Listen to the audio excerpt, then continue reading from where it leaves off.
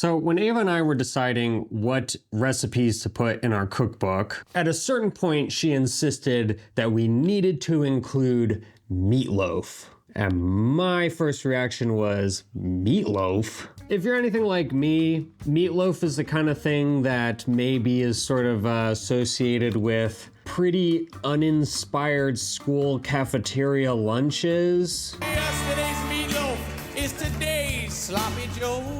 Now, I'm sure that many of you out there have like really amazing homemade meatloaf recipes that are fantastic. If you do, let us know how you make it down below. But let's be honest, most meatloaf is pretty boring and not the kind of recipe that you think of as being like a show-off recipe, right? Meatloaf, double meatloaf.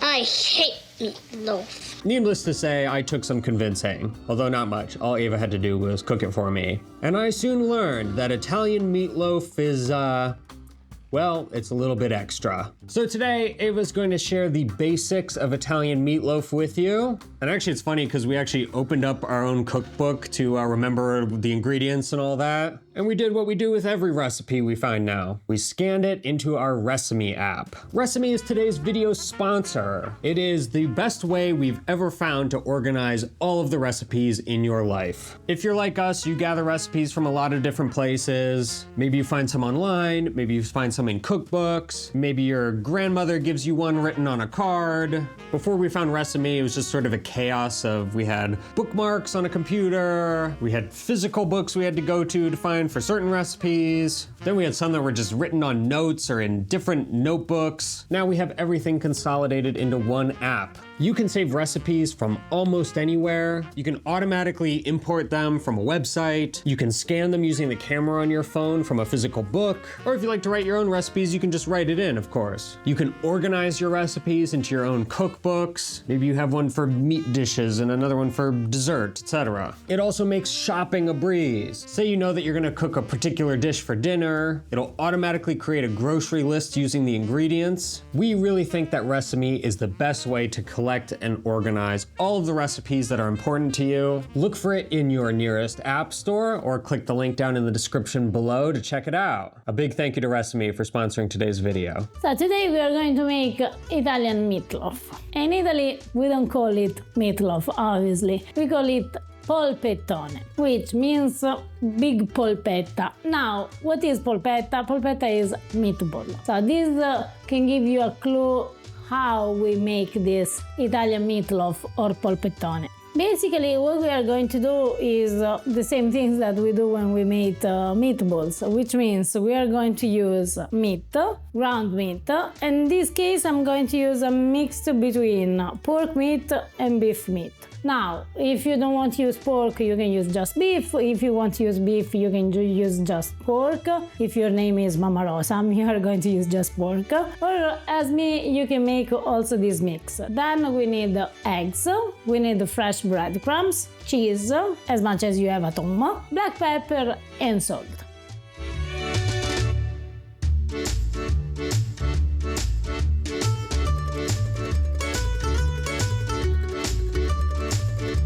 I'm going to add some salt.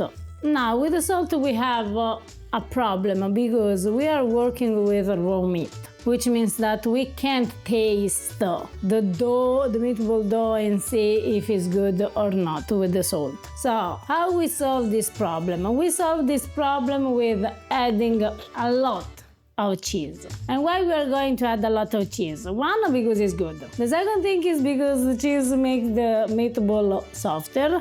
And the third thing is that by adding a lot of cheese, actually you give extra salt to your meatloaf without risking to put too much, because it's like cheese makes everything better.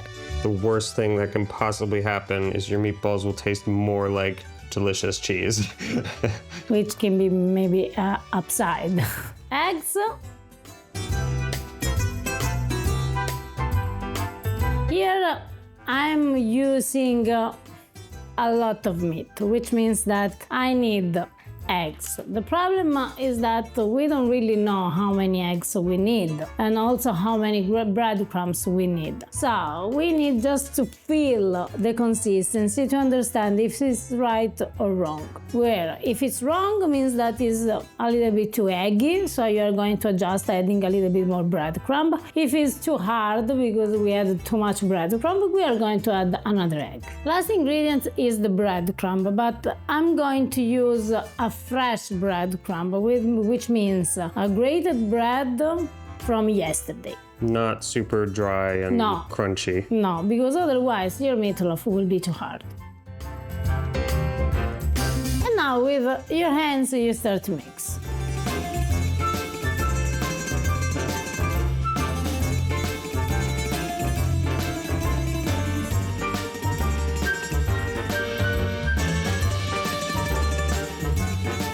And just to be safe, I'm going to add a little bit more cheese. By the way, when I say cheese, I mean Parmigiano Reggiano and grated pecorino. I choose to make a mix between Parmigiano Reggiano and pecorino, but you can just use Parmigiano or you can just use pecorino, as you like. This feels very right to me. The meat is not crumbling and dry, it is soft, but it's not too wet.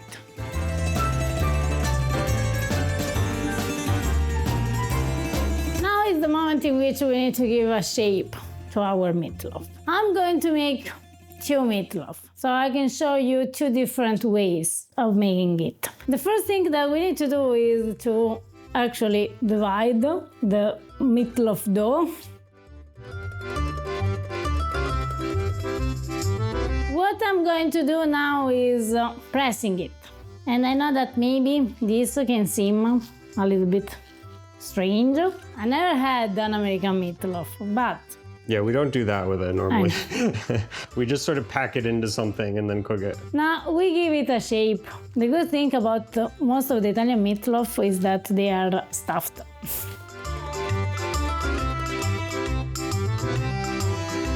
What I'm going to do is trying to give the shape of a rectangle.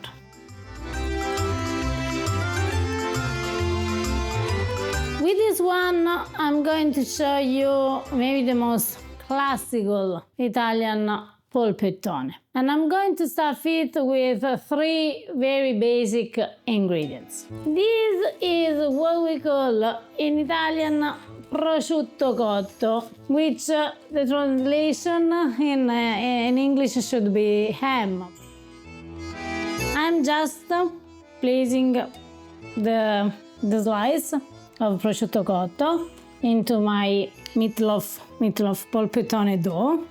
I'm just leaving here a little bit of empty border. The other second traditional ingredients, is sliced provola. What you have in America that you call provolone actually is our provola. Don't use mozzarella, fresh mozzarella, because if you use fresh mozzarella it will release too much water and you don't want a wet meatloaf.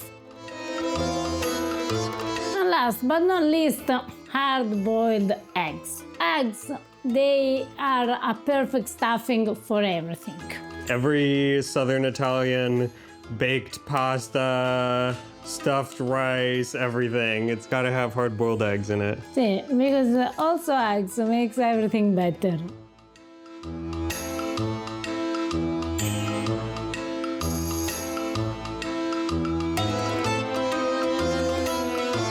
And now is the moment to close our meatloaf. That's why we use the parchment paper. So what you need to do is then take also on the other side. Don't worry, because now we will close it with our hands. It will be all Sealed. see.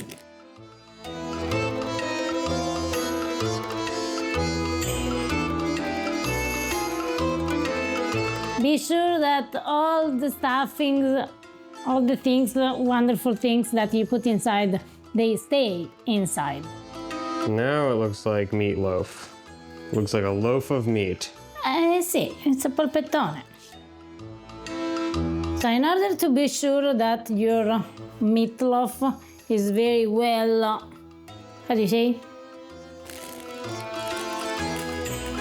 Just like that. And then make like a sort of candy. With this one, I show you the most classical Italian polpettone. With this other one, I want to be a little bit more fall inspired. It's fall, and one of the best products that nature gave us in fall is squash. Polpettone is a great recipe because you can use more or less everything to stuff it. Everything with a little bit of rules. Be creative, but don't be too much creative. You know what I mean.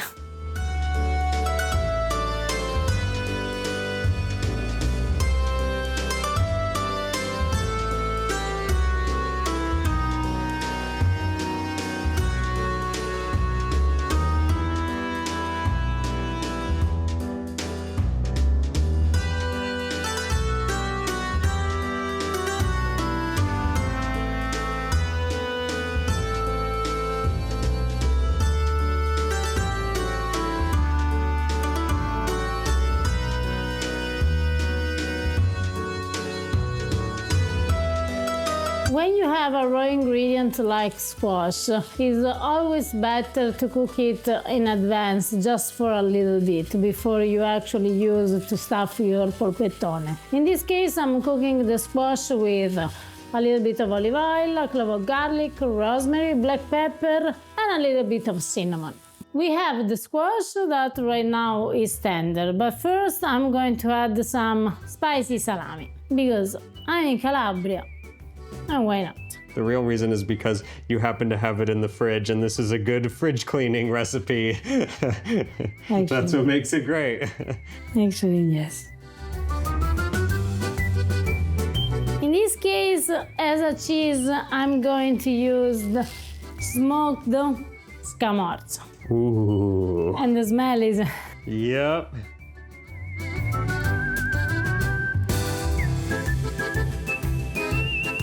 And now we had the squash.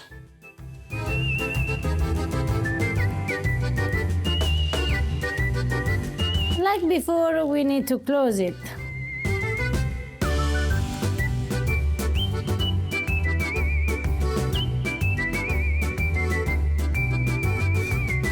Oh no, you lost it. Ah, did you eat it? No.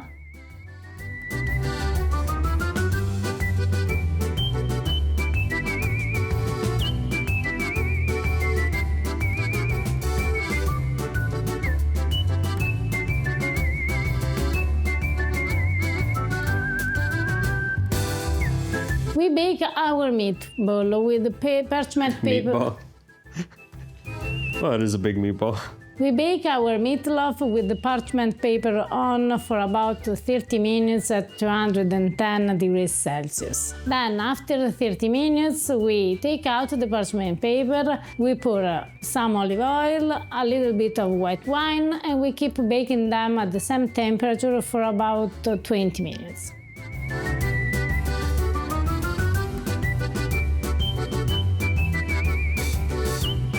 All right, it's that time, huh? Now we need to see how it looks inside.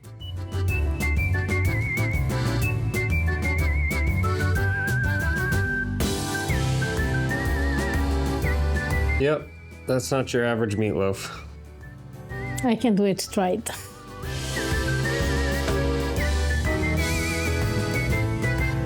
Yeah, my lunch lady at school never made a meatloaf quite like that. I never had, as I said before, an American meatball. Meatloaf. Yes, because for us it's just a bigger meatball. By the way, I never had an American meatloaf, but I had a bunch of Italian meatloaf, and I know how good they are. They're really, really good. And they are also pretty. Yeah, they're really cool. It's a On neat... a festive lunch, Yeah. festive dinner, Yeah. slicing this Yeah. is like... All right, I guess let's try the normal one first. The secret is to take also a little bit of the stuffing inside. Oh yeah, absolutely. Buon Buon appetito! appetito. You have a meatball stuffed. So how can be bad? It is so good. It is funny how much it comes out. I mean, I guess it's not surprising, but it really is like eating your mom's meatballs, but just really big. Really big and And stuffed. stuffed. It really is. That's what it is. The name says everything. Polpettone. It's very good. Now we bake them, but you can also, if you make them a little bit smaller to fit in a pot, actually you can cook also in tomato sauce, like you cook a normal meatball. Or also you can do, and in fact, this is how the recipe in our cookbook is. When you bake these, you can bake them kind of on a bed of, like, for instance, potatoes. And the potatoes soak up all the juices of the meat and everything. So you have your vegetable side dish Yeah. plus your main course. Yeah. I don't understand why, out of all of the particularly southern Italian dishes that caught on and became so popular in America, why this isn't one of them. I don't know. I have no idea why. Like, if you go to Italian restaurants in America, you'll find lasagna, meatballs, even more adventurous stuff like braciole and stuff. Why, this is so amazing and so, like... Easy. Yeah, Because it's easy yeah. to do. Like from now on, maybe all those Italian restaurants, they should serve polpettone, the new fancy meatball. Fancy, I don't know if fancy is the right word. No, it's not fancy. Polpettone is not fancy. It's more than fancy. It's good. Polpettone is good. It's not fancy. It's the most unpretentiously amazing food. There's nothing pretentious about meatball mix stuffed with just good things that you like to eat. All right, the time has come. I'm really curious about your squash meatloaf here. Buon Buon appetito. appetito.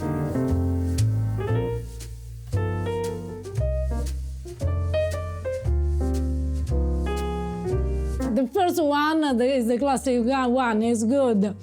Don't get me wrong, but the combination of sweetness of the squash, the spicy of the salami, and the smoked of cheese, it's a winner. I didn't know how much I needed that flavor combination in my life. Until now, The smoked scamorza in particular with the squash. it's so good. Wow. Yes, because you have Wow. two very strong flavor Yeah. and one very sweet flavor, delicate flavor. So This is why I love doing this with you, because I went into this day knowing that I was going to eat some polpettone, but I did not know that I was going to discover something as amazing as squash, smoked scamorza, and Calabrian salami. you need to trust me. That's the great thing about polpettone, though, is that you could, You can always be creative. yeah. As long as I said before, you put together a flavor that they can stay together. You keep saying this. What? Give me an example of flavors that would not And work I'm scared together. that someone who is going to put, I don't know, like a ham and pineapple inside of a polpettone. Ah, that's what it is. It's the So it's pineapple like- she's scared of. No, something like pineapple, then not just pineapple. Peanut butter and jelly. You know what cutting into a polpettone kind of reminds me of? When you cut into a big, beautiful porchetta, just like this pasta grammarian did. John, you made an amazing, good-looking porchetta. It's not easy to have a porchetta so beautiful and so well done. So, bravo, bravo, bravo. The recipe for how to make polpettone will be down in the description below. If you try it, tag us in a picture on Facebook or Instagram at Pasta Grammar. We'd love to see it. Also, let us know what creative combinations of stuffings you come up with. But also always with some rose. Thank you guys for watching. If you enjoyed the video, please give it a thumbs up. Hit that subscribe button if you haven't already. And we'll see you next time. Ciao. I was gonna say we should share some of the leftovers with my brother, but I no, don't he's think not so. getting any of this. I don't think so. Don't tell him about this. Don't tell him.